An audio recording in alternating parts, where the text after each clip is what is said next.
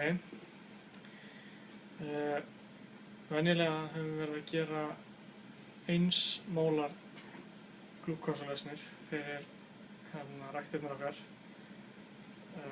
Stundum þegar við erum að prófa mismunandi uppástyrk glúkósa, gera svoleiðis tilraunir, þá höfum við verið að gera 2 mólar lausnir og það er mjög erfitt að blanda þær. Það hefur verið reynsla okkar framlega.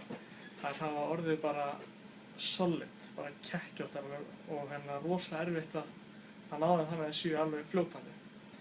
En nú erum við svona að fara að gera aðra tilraun, svona kínverska tilraun með mismunandi uppástyrk sykra og þar þurfum við að nota alveg rosalega mikinn uppástyrk, meiri heldur en ég hef nokkuð tíðan áður notað í tilraun. Og Sean komst að því að það væri hægt að búa til lausnir sem væri upp að 5 mólar. Þannig að það sem ég ætla að gera núna er að prófa að búa til 4 mólar glúkósalausn. Og ástæðan fyrir því að ég ákvað að taka þetta upp er einfaldlega svo að mig grunar að þetta getur verið mjög skrautlegt. Hér er ég með 36 grömm af glúkósa í LME-flösku sem jafngildir sem sagt 4 mólar lausn ef þetta er 50 millilítra okramál.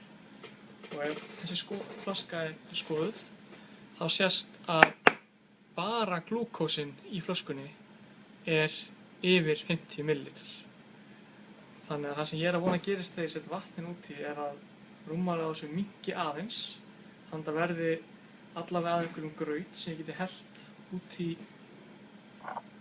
mæliglasið mitt og síðan bara með hitun og þá get ég náð að leysa þetta upp. En við skulum sjá hvernig þetta áttur að ganga. Ég ætla að vera hérna með sleif til að hræra í sig, leiðið að byrja að setja svona vatn út í og ég ætla bara að sjá til hvort að rúmmalið á glúkósanum minnki aðeins.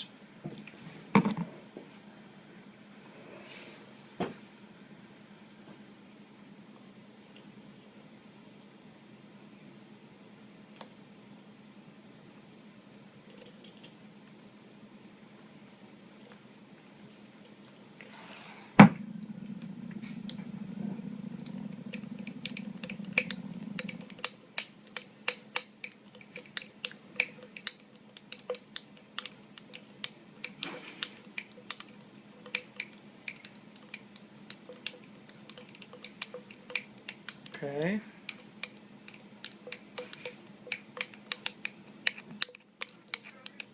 Þetta er bara einhver þykkur glúkósagrautur. Það þykkist bara með tímanum, ég var að bæta aðeins með vatn út í.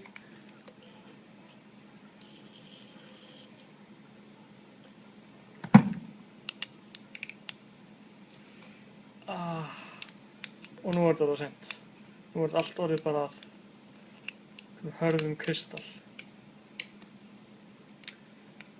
Jæja, nú er bara eitt í stöðinni og það er að bara hita lausninu upp í þessu íláti. Það er ekki séns að koma þessu núna yfir í mæliglasi, þannig að þetta er bara orðið að einum köggli. Jæja, þannig var það.